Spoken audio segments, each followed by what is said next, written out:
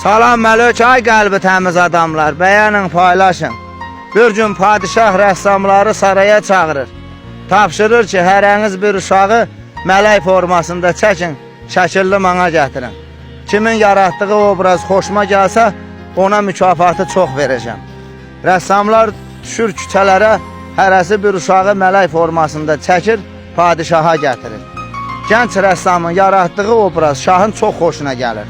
Ən çox mükafatı ona verir. Qulağına da pıçılıyır ki, ged indi bir insan tap, şeytan formasında çək. Həmən rəssam 40 il insan gəzir, şeytan formasında çəkməyə. Buna heç kim razı olmur. Gəl zaman, get zaman, aylar keçir, illər ötür. Bir gün həmən rəssama şərəfsiz, etibarsız, vəfasız, hörmətdən düşmüş bir insan rastlaşır. Yaxınlaşır ki, olarmı səni şeytan formasında çəkəm, padişaha götürəm. Bunlar razılaşırlar. Rəssam şəkili tamamlayanda həmən oğlan ağlayır. Deyir, niyə ağlayırsan? Olma xətrinə dəydim.